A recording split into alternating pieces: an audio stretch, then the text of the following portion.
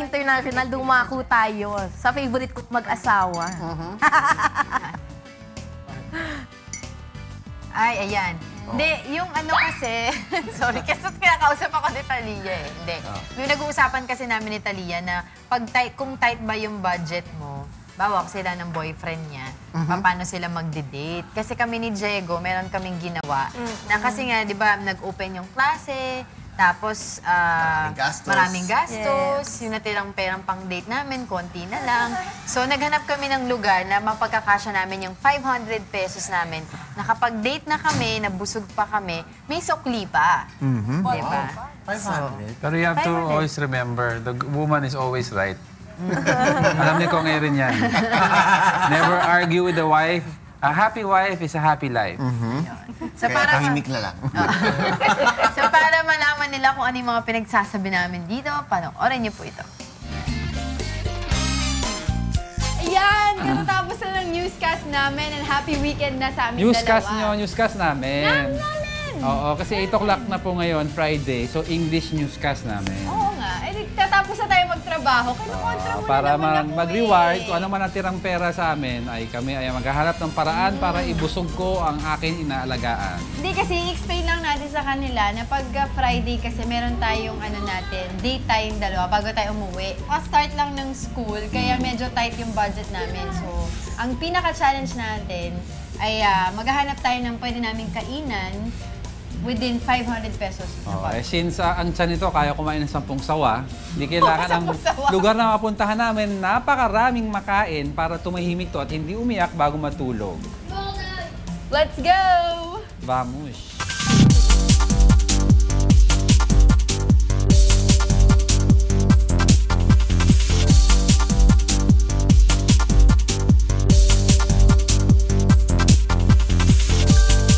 Dito na tayo sa Love Desserts at bakit dito?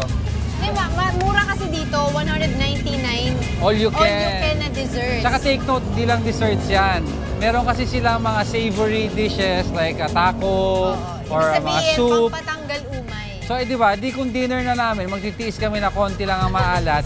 Kasi ang dulo naman yan, napakaraming tamis. At alam mo, pag matamis, natutuwa ang asawa kasi nagre-release ng serotonin. Pag natutuwa ang asawa, maganda tulog. Kaya kain na tayo ngayon.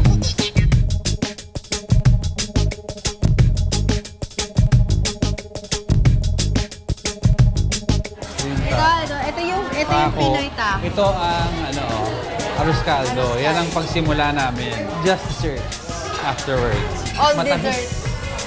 Napakamura pa.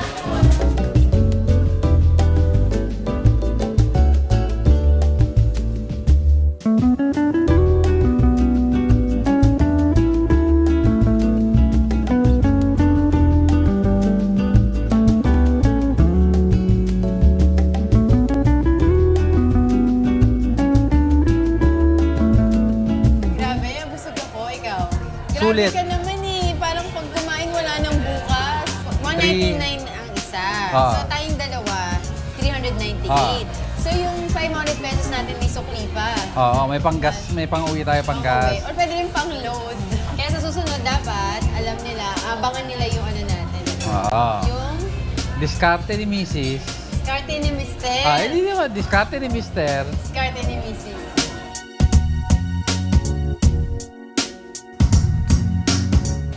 Ayun. O, diba? Galing, O, diba? Ito tayo sa Kinilig ako! Nagkakinilig. Anak ko, official- Nag-away nga kami. Official fan page. Hindi nila Official fan pinakita yun yung ako. totoo, yung ano eh. Kinak nila yung away na. Hindi, maraming salamat kay Anuan. Kasi pumunta kami dun sa Love Desserts. Ang sarap, ang daming... diskarte ni Mr. Diskarte ni Miss, diskarte ng anak. Ay, may sumali ka. Oo nga. Kasama ka naman lagi Hindi mo ba alam nandun ka? Pero ayan, yan yung aming naging diskarte. Saan yan? Saan yung... Sa ano yan? Sa may Fairview Pearl Drive, second floor. 199 per head. Pero malapit lang siya kasi pag sinabi, a lot of people kasi pag sinabi mong Fairview, ako, layo naman. Meron din sa Banawe. Meron din silang branch sa Banawe. Tapos yun nga, yung sa Fairview, lampas lang ng Batasan, medyo forward lang ng konti.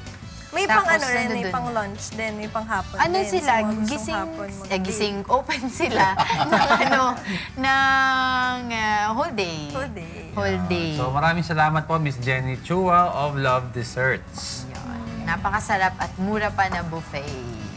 Ito naman, Asan pala yung sukli? Tanong ko muna. Ah, Saan sige. kanina yung sukli? Nasa kanya?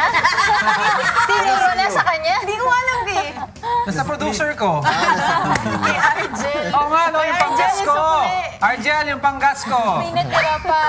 Pang-load daw, sabi ni Angel. Gas na lang. Ah, o sige.